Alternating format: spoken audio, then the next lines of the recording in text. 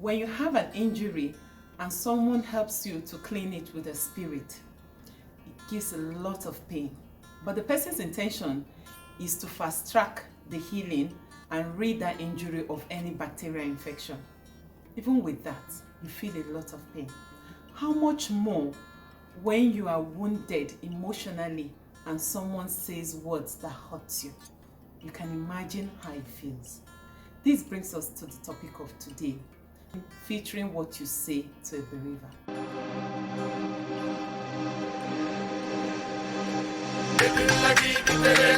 Hi everyone, welcome to True Mother's Tears. My name is Zainab Mahmoud. I'm a grief loss and a parenting coach. Today we're talking about saving your words when you are with a bereaver. A bereaver is someone that has lost a loved one, and at the time of losing a loved one, the person has an emotional injury that can't be physically seen. So that person, just the way I spoke about someone that has a physical injury, a bereaver has an emotional injury, and you have to be extra careful with that person.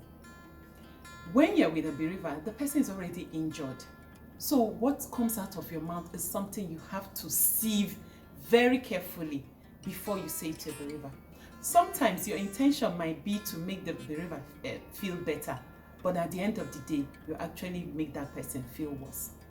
I remember when I lost my son, someone very close to me said something that was so hurtful. I couldn't believe that person would say such.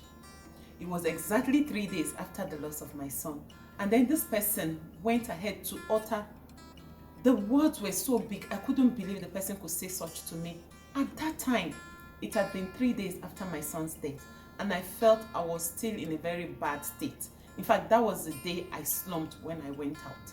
So you can imagine how I felt when someone dear to me was saying words that were so grave that they hurt me so much that I don't want to even remember how I felt at that time, but I remember those words, and I feel sad that someone so dear to me could say that.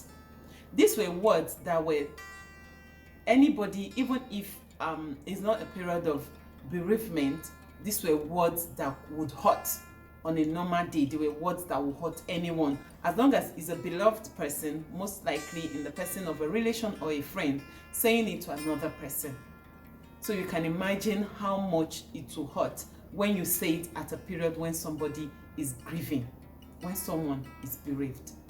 So I know I felt bad, but I just quickly tried to hold myself, and I felt and said to myself that you are going through something bigger than these words. So just bother less about it and move on. But I know how it feels. That's why I choose to talk about it today. Someone said something to somebody, and then I got to hear of it, and I felt like, no, let me be. Maybe many of us do not know that we really have to take precaution when we're talking to a bereaved person. That's why I decided to talk about it. When you're talking to a bereaved person, you have to always know, be conscious of what you're saying to that person. Because there are times the bereaver even beats him or herself over what has happened, or over some little issues. So it's even your duty to try to calm that person down and try to put that person in the right frame of mind, not to talk of you coming to worsen what is on ground. There's a saying that if you cannot better a situation, don't worsen it. So when you know that you don't have any good thing to say to a bereaver, then keep your distance or keep quiet. But if your intention is to make that person feel better, then you really have to guard and control what you say. Because your words will go a long way in hurting that person, and the person might never forget for life. There are some people that when they say things to you, because of the level of how related you are with that person, you might choose to forgive, but you will never forget. And it draws a line where you don't cross in terms of you relating with that person, because you know that when it comes to hurting you, this person has no boundary. The person will go all out to say it to you. So when you know that is on the side of a bereaver. So I'm talking on the side of people now, relations and friends that come to a bereaver. You have to know what you say. You just have to. If you know you don't know how to talk, then you keep quiet, or you ask someone, what do I say? There are times some people don't know exactly how to even phrase it, how to word their emotions to a bereaver, and then seek help. I'm maybe coming up with some cards very soon, things that you can help you in wording what you want to say to a bereaver. Please watch out for that. It's coming very soon. But nevertheless, just know what you say, because some people are not able to voice out their emotions. They are not able to voice out how bad they feel, and then you now come and add to their problems by saying hurtful words, not guarding, not filtering what comes out of your mouth. It goes a long way to worsen their conditions, in case you don't know. And some will never forget the situation, the emotional condition you put them at their grieving period. They will never forget. So when they remind you of it, what you said to them at that time, don't think that, oh, this person doesn't forget, or this person doesn't forgive. It's just that you said it at a time where they were wounded, at the time where they were deep hurting, and they would have expected you to understand them more at that time, and you chose not to, or maybe you were nonchalant towards them, and then you just went all out to drop it the way you feel. There is time for everything. Yes, you might want to actually say those things to them, but that might not be. A time will come when you can say it, and just right at when the thing is happening, when the thing is very hot, when emotions are high, is not when you say things to them, no matter how truthful you are. That is not when you say it to them. First of all, this person is hurting. How do we address that? How do we calm this person? How do we make this person feel better? Should be what is on your mind, not how to hit the person with it, not how to judge the person at that time. So we really need to be very careful. We really need to be very careful when we are dealing with each other. We all know how some people have handled their mental health. Mental health, ordinarily, some people don't want to compromise it, not to talk of when life has dealt them a hard blow that they are nursing, and then you come with your own and talk to them just the way you feel like, or the way you feel. You feel you are saying the truth, so it has to be said at that time. No, there is always time for everything. You can wait after a while, no matter how truthful what you want to say, as long as it's not going to preempt an action, or it's not going to push an action. Maybe it's just a truth you want the person to know. As long as it's not like it's an information needed to be acted upon, you can hold on, keep your information. When tensions have gone down, when everybody's a little relaxed, then if it's true, if it's that important that you need to say it, you can now go ahead and say it. But if it's not that time, please keep your whatever you have to say, keep it to yourself. You don't need to worsen somebody's problem more than the problem is. You don't need to. Please, I just feel like this is something that, it happened to me, it happened to somebody there, and I feel like it's not fair. In case people don't know how a grieving person feels, it's something that can't be explained, only be understood by someone that has gone through it. So if you've not experienced the same thing, you might probably not understand what the person is feeling.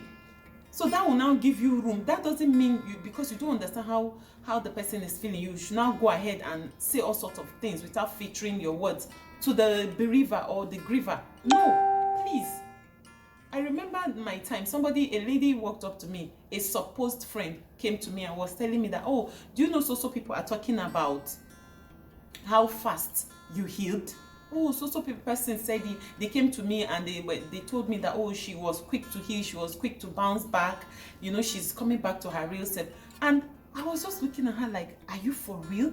Are you actually saying this to me? And I was like, for you to even come and tell me, it means you people must have discussed a whole lot. If you are saying this to me, you have discussed a whole lot. And I just looked at her and felt like, you're the least of my problems. I don't have time for this. I didn't say a word to her, but I was hurt. I was hurt and I felt like she was unfair to me. Because everybody have a way they grieve. It is not all of us that will throw our body from head down and, scatter our body and cry, and that is when you know that we're grieving. Some of us might not even cry. Some people might not cry in the presence of people. Some people might go behind and cry their cry. Whatever it is, we all have different ways of responding to grief. It's not for you to now come and be judging us. Because me not crying doesn't mean that I'm not pained. Me not crying the extent you would have expected of me doesn't mean that I'm not grieving. It's not for you to now walk up to me and be telling me that, oh, you are so strong, you are so this, you are keep those words to yourself. Don't judge me. Because at the time you are saying it to me, I might be someone that is not very expressive of emotions. So you don't know my kind of person. In many cases, many of us do not know our kind of persons until something happens to us. Sometimes you find yourself reacting to an event and you're surprised how you reacted. You even start wondering, why? Is that me? Did I just do that? That's to show that you don't fully know yourself. Talk less of another person. The person will now come and be telling you, oh, you did this, you were quick to this, and then people start talking, tongue starts wagging, everybody just, say all the things they feel they can say. It is not fair. It is not fair for you. There's no manual, there's no rule that says this is when someone loses someone, this is how the person reacts, and this is how the person comes out of it. There's no rule for it. It's haphazard. There's no, there's a drawing a therapist used to explain grieving, is just like anyhow drawing. It doesn't come on a particular structure. Today you are well, tomorrow you fall deep down into tomorrow, like that. It's haphazard. It goes anyway. So it's not for you to now come and feel like you have a say, and then you don't filter what comes out of your mouth. You just say it back to the person, forgetting that person on a good day has emotions, has blood running through his or her veins, and then you don't care. You just go ahead and add to the person's problem. Did you think, did you weigh, or did you consider what your utterance will turn that person into? If you do that, if every one of us do that, they will monitor what you say. And if you feel that you don't have the right words, or you don't know the exact word to say, your presence is okay. See the person, show the person that you care. Even just by holding hands is enough. You don't need to utter a word. If you know that maybe sometimes it could be you feel like it was the person's fault, like in my case, so many people even said it behind me. Some even came to say it. Some people said it to my hearing, but I just kept quiet. Like, sometimes when something has not happened to you, you are in a very good position to judge. So thank God, and I thank God that I had that kind of mind to word it off. But it is not everybody that can do that. Some people, it will really hit them. It will really, really hit them. I even remember when I went to see the therapist, I went with my husband, and then the first thing the therapist said, "Madam, you are very lucky that your husband is here with you, and then you're talking and he's aligned. He's not saying anything to counter what you are saying." Because some people have had this kind of situation, and they come up to me, the woman is crying and still trying to explain herself, and then the husband is insulting her on top of it. That is someone a wife will expect to be most supportive of what she's going through, even though they are both going through they are both traumatized, they are both grieving. It doesn't mean that you now add to the problem. So the same thing is when those of us that pose ourselves as supporters, as friends, family and friends, who are the closest to the person that will come around when there is a bereavement, we should learn what we say. It's very simple as that. If you know you don't have the right words to say, please keep quiet. Don't worsen somebody's problem. Just keep quiet. It's hurtful when someone you think is somebody close to you, that you expect to understand you better, that you expect to shield and guard you from other people's hurtful words, is not the one saying words that will make you hit your head on the wall. I don't know how to explain it. That's why I'm very angry with what the person just said, and I feel like it's something I should maybe bring to people's notice, in case you don't know, in case you don't understand the gravity of what your words can do to a bereaver. You don't understand how bad the person can feel because you are close. The person already puts you on a certain pedestrian, and if you don't walk on that pedestrian, it hurts the person more. So please, let's monitor what we say. Let's understand that people are going through a lot, not to even talk of a bereaver. Ordinarily, we're going through a lot, and we just want to keep our mental health sane.